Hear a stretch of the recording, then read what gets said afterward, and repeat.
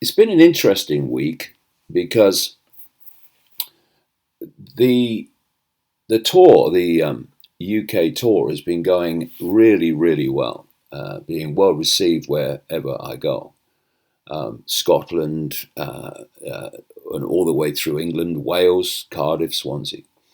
And then I turn up at Watford for people around the world. That's just north of London. And the uh, the change was that a Labour Party group, the opposition party in Britain, called Momentum, that was created 4 weeks after the current leader Jeremy Corbyn was elected to quote support him. They started putting around the internet that they wanted a protest outside, and the Watford event. Been no protests at my event since 2016 when I started, and then none long before that when I started this current one. And they were calling on the mayor of Watford to have the event cancelled because, you know, we are seeing more and more groups and areas of society who are targeting freedom of speech. And this is because the plan is for the population not to hear anything that the establishment, the system, the cabal, the hidden hand doesn't want them to see or hear.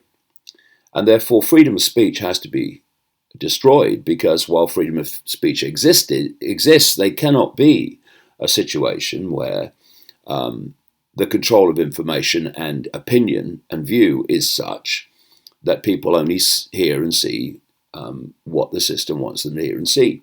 So freedom of speech is being targeted for that reason, to allow this situation to occur where there is complete control of what people hear and what people see and the opinions that people express. And so this momentum that claims to be this radical left anti-system, anti-establishment organization, I mean, it is a joke. These people have no sense of self-awareness. They cannot see that their actions are everything they claim to rail against. They can't see it. And anyway, a handful turned up and stood outside.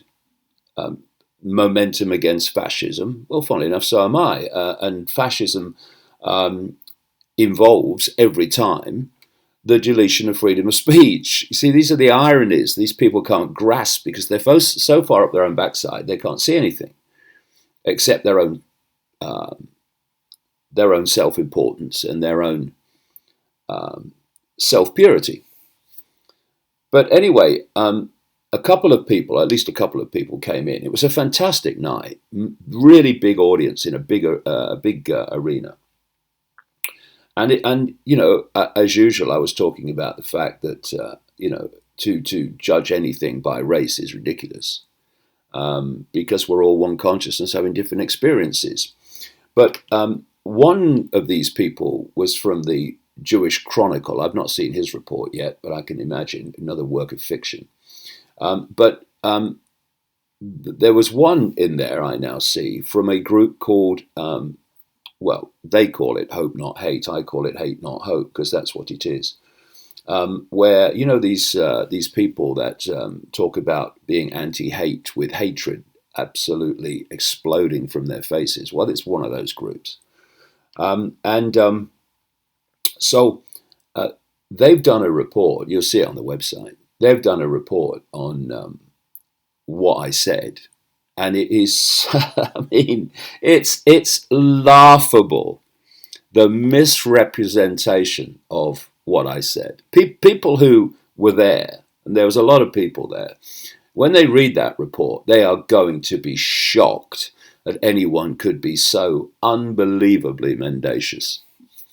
But this is what happens. See, the idea is not to look at something dispassionately on the basis of the evidence and what someone's saying. It is to advance an agenda. And, there's a big question over all these groups.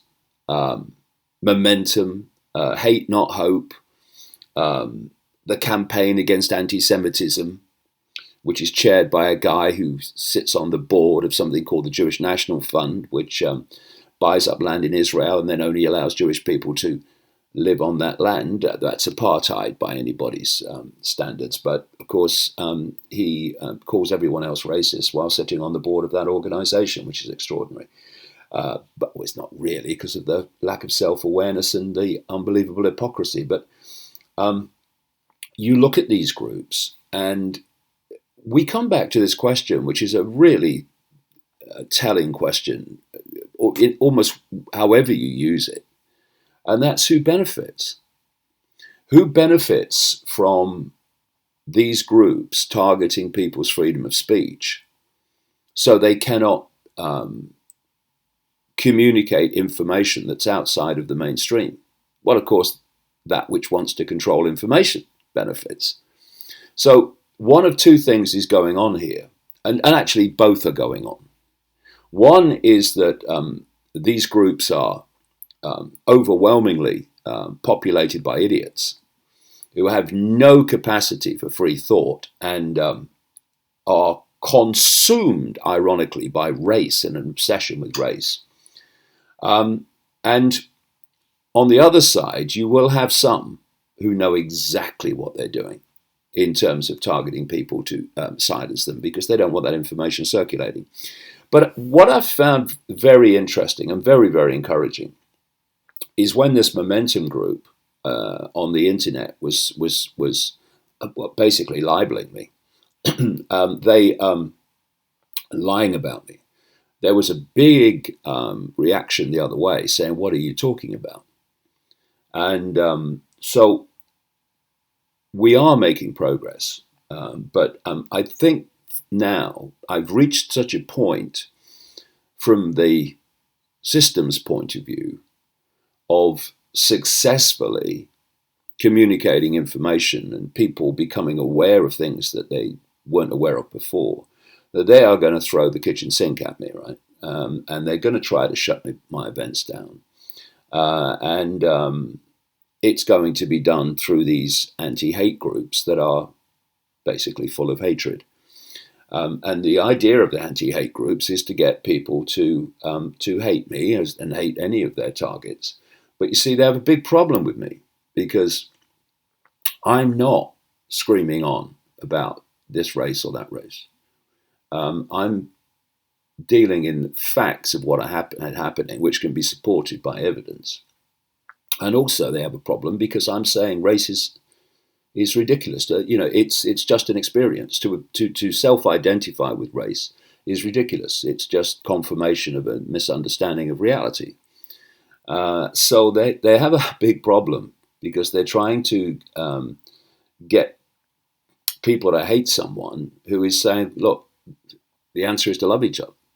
So I'll be very interested to see the way it goes. But I suspect the anti-haters will be on my case a lot more from now on because they have to shut down the effectiveness of this information and what